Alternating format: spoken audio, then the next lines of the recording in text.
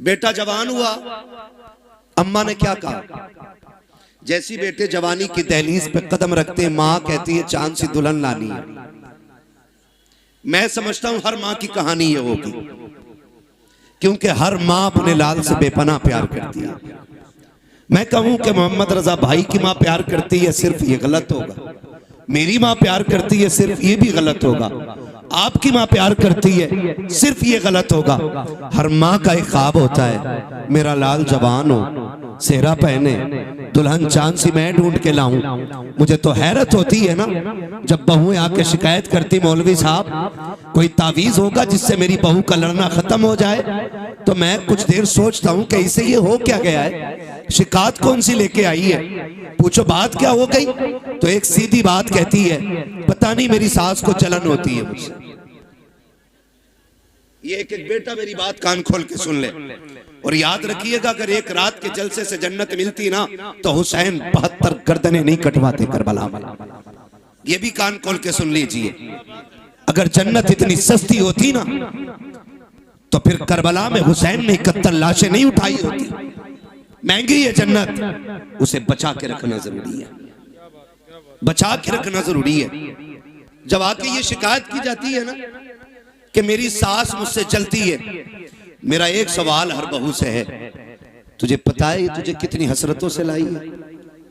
जब बेटा 12 साल से ऊपर चढ़ा था ना, तभी से उसने दुल्हन के तस्करे शुरू कर दिए थे। तभी से रिश्तेदारी में जाके कहती थी, सुनो बेटा 15 साल का हो गया, बेटा 18 का हो गया, मेरा बेटा 19 का हो गया। हम भी दुल्हन देख रहे हैं, क्यों? ताकि किसी अच्छी दुल्हन का पता मिल जाए, अच्छी दुल्हन का पता मिल जाए। मेरी बहन, मेरी बेटी, कान खोल के सुन, कोई माँ किसी बहू की दुश्मन नहीं होती है। किसी माँ को अपने बेटे की शरीक हयात से जलन नहीं होती है। आप अगर ये पूछें फिर ये झगड़े कैसे, एक सीधी सी बात है, याद रखिएगा ये सबक जाके बहन बेटी को पढ़ाना, कहना सुनो माँ हर बहू के अंदर एक अच्छी माँ देखना चाहती है। माँ हर बहू के अंदर एक अच्छी माँ देखना चाहती है। वो ये चाहती है कि जितनी फिक्र मैंने अपनी बेटी की है उतनी ही फिक्र, जाने दीजिए, उतनी ही फिक्र मेरे बहू को होनी चाहिए, उतनी ही फिक्र। मैं खुद समझता हूं मेरी तकरीर जितनी अहम थी उसी वक्त मुझे मौका दिया गया।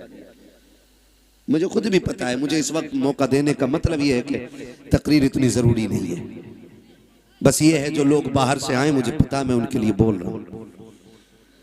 अल्लाह आपको सलामत रखे। जरा कह दें या रसूल अल्लाह। मैं किसी को डांटूंगा नहीं, मर्जी है जिसे उठ के जाना चाहे चला जाए। मेरा उसूल है, महबूब की महफिल को महबूब सजाते हैं, आते हैं वही जिनको सरकार बुलाते हैं। तो एक बहू के अंदर माँ एक अच्छी माँ देखना चाहती है। तो ये जो शिकायतें चल रही है ना छोटी छोटी, कहीं ना कहीं हमने इनमें कमियां की, कहीं ना कहीं हमने इसमें गलत किया।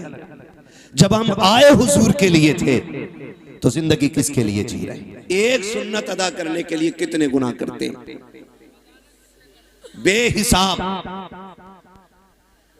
निकाह हुजूर की सुन्नत है और एक सुन्नत अदा करने के लिए क्या क्या ना किया।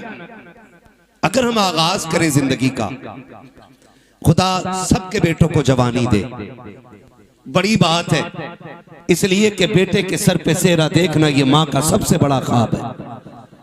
घर में चांद सी दुल्हन लाना ये माँ का बहुत बड़ा ख्वाब होता है। जब बेटा बाप के कंधे के बराबर खड़ा होता है ना, तो बाप का सीना फख्र से ऊंचा होता है, झुकता नहीं है। बाप का सीना फख्र से ऊंचा होता है। अल्लाह ने मेरे बेटे को जवानी दी है। जब खुदा जवानी दे ना तो फिर खुदा को ना भूलना। क्या करना है? खुदा को नहीं भूलना है। आज के हालात आप देखें, हमारी कंडीशन क्या है? हम सारे दुश्मनों के निशाने पे बैठे हुए हैं। आज सारी इस्लाम दुश्मन ताकतें मुत्तहिद हो गई और सबका एक ही मिशन है, मुसलमानों को मिटाया जाए, इस्लाम खत्म किया जाए। मैं कसम खा के कह सकता हूं सुबह कयामत तक न मुसलमान मिट सकता है और ना ही इस्लाम मिट सकता है। इसलिए कि इस इस्लाम की बुनियाद इस उम्मत को मेरे नबी ने बनाया है और इस दीन की हिफाजत मेरा खुदा कर रहा है। फानूस बन के जिसकी हिफाजत हवा करे, वो शम्मा क्या बुझे जिसे रोशन खुदा करे। तो ये दीन मिट नहीं सकता है, लेकिन आपको होशियार होने की जरूरत है, आपको होश में आने की जरूरत है, आपको होश के नाखून लेने की जरूरत है। कितनी तेजी के साथ बेटियां मुर्तद हो रही हैं। आपके बरेली सबसे आगे इस लिस्ट में है कि सबसे ज्यादा अगर दीन छोड़ा है तो आपके बरेली की बेटियों ने दीन छोड़ा है। मैं खुल के कह रहा हूं आपसे, क्या किया हमने उनके लिए, कितनी तहरीकें चलाई, कितनी तंजीमें बनाई, कितनी कमेटियां बेटियों की हिफाजत के लिए बनाई गई। मुझे बताया जाए, बस जितनी देर खबर आती है बेटी फलां की भाग गई, उतनी देर गुस्सा आता है, उतनी देर प्लानिंग होती है, अगला सूरज निकला फिर वही बेढंगी चाल। कौन बचाएगा इन बेटियों को आकर के? क्या फिर से उमर इब्न खत्ताब को आना है?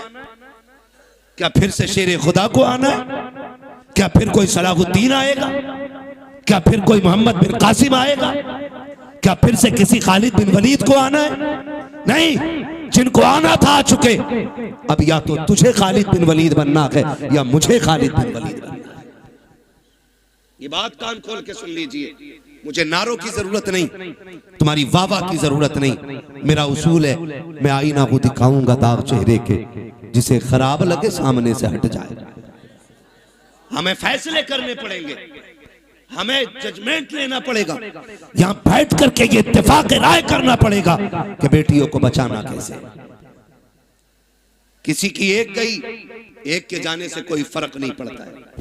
लाखों भी चली जाएं तो इस्लाम पे फर्क नहीं पड़ता है, इसलिए कि इस्लाम शान वाला था, शान वाला है और शान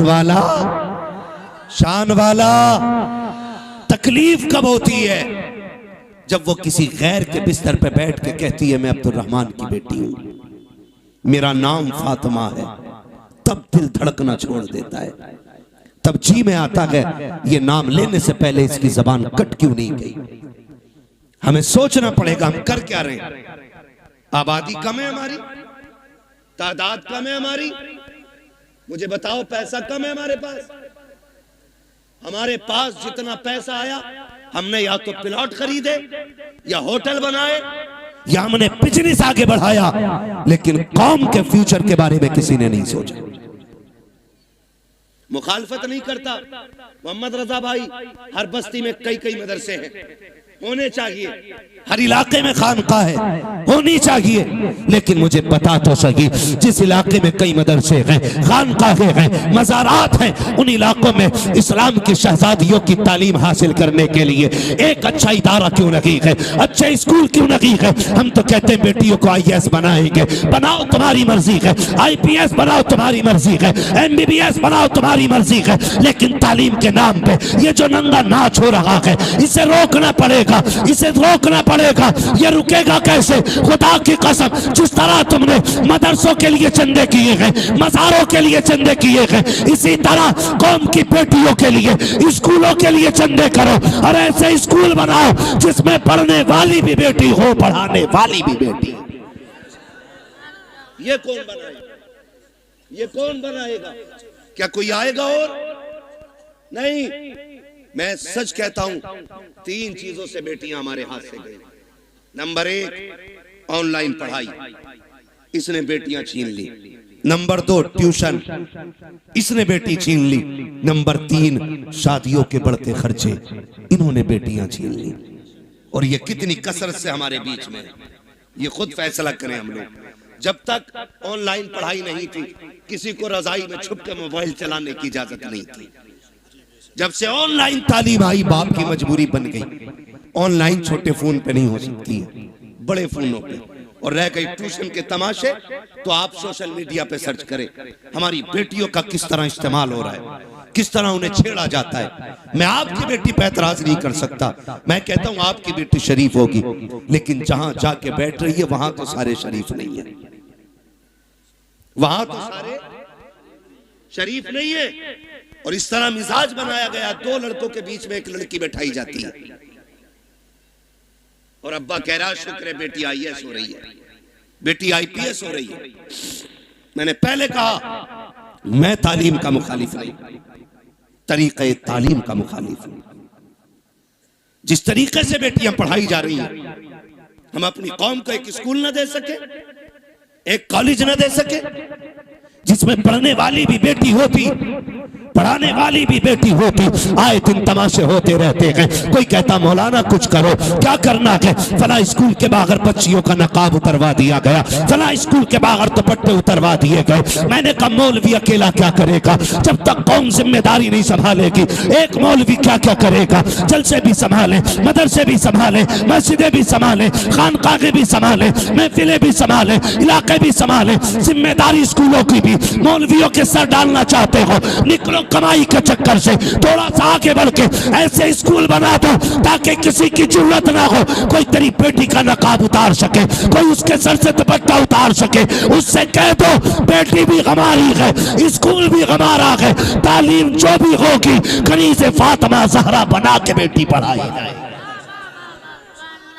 इस तरह बेटियां पढ़ाओ, वरना वो दिन दूर नहीं है, तेरी मेरी बेटियां तेरे मेरे घर से निकल जाएंगी और रोने के सिवा कुछ नहीं होगा।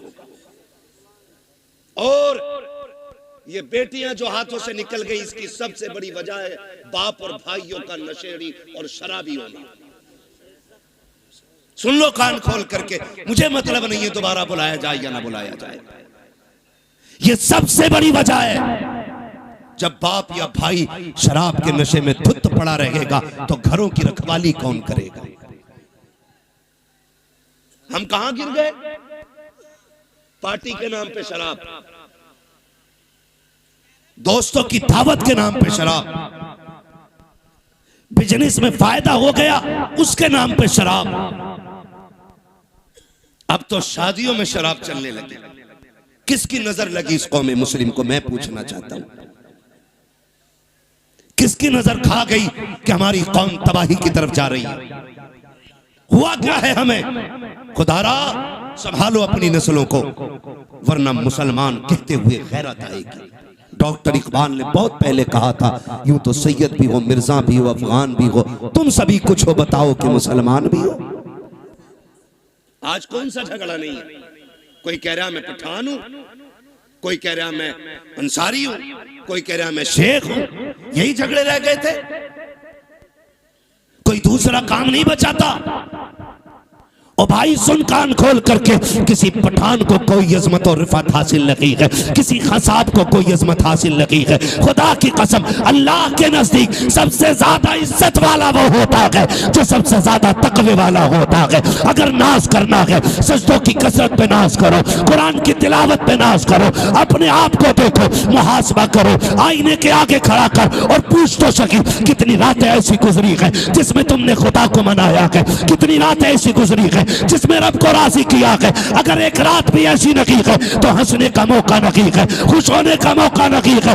एक रात ऐसी निकाल लो कि जब दुनिया सोती हो तू मुसल्ले पे आ जा, अपने रब को रो के दिखा दे। खुदा की कसम, तो आंसू गिराना तेरा काम है, जन्नती बना देना खुदा का काम। लेकिन हम तो डांस भी करते तो नात के नाम पे, शादियों के नाम पे शराबें। कह रहा हमें पढ़ाता, कह रहा मौलवी साहब तुम्हें नहीं पता है बियर में नशा नहीं होता, एनर्जी ड्रिंक है वो, आग लगे तेरी एनर्जी में। अगर ताकत लेनी है तो वो खजूर खा जो हुजूर के मदीने से आई हो। हाँ, इससे ज्यादा ताकत शराब। इन्होंने हमारी कौम का बेड़ा गर्क कर दिया। नौजवान अक्सर इधर जा रहे, खुदारा निकले इन चीजों से। शराब मेरे नबी ने हराम कही तो हराम है, मानते हो कि नहीं? शराब, शराब इतनी जोर से कहो कि जो पीते हो उन तक आवाज पहुंचे। शराब, शराब। और जिस चीज को मेरे नबी ने ठुकरा दिया, कोई माई का लाल उसे हमारे होठों तक नहीं ला सकता है। हाँ, हुजूर के गुलाम हम आज जवान कह रहा बियरी तो है, मार दिए एक दो गिलास, बेड़ा गर्क हो जाएगा। कोई मसला नहीं ना बेटे ना, वो इसलिए कह रहे बेटे, वो देख रहे, तुमसे कोई तकलीफ नहीं है भाई, तुम बैठो मेरे लाल। हाँ तवज्जो है सारे लोगों की? बेटे नहीं लिया तो तू तकलीफ कर ले या मैं कर, तवज्जो है ना सारे लोगों की? शराब डूब गए इसमें जाकर के। याद रखिएगा, शराब पीने वाला ना अच्छा शोहर हो सकता है, ना अच्छा बाप हो सकता है, ना अच्छा भाई हो सकता है, ना अच्छा बेटा हो सकता है। और याद रखिएगा, मुआशरे की एक बीमारी का नाम शराबी है। इतनी बुरी चीज, जो शराब पीता है उसके घर की इज्जत महफूज नहीं रहती, उसके घर की बहन बेटियां बाहया नहीं होती। अगर किसी को घर की इज्जत को आग लगाना हो तो शौक से शराब पिए जाके। आखिरत का अजाब अलग बात है, मैं दुनिया के अजाब बता रहा हूं। तो कभी भी शराब के करीब नहीं जाएंगे इंशाअल्लाह, शराब के करीब नहीं जाएंगे इंशाअल्लाह।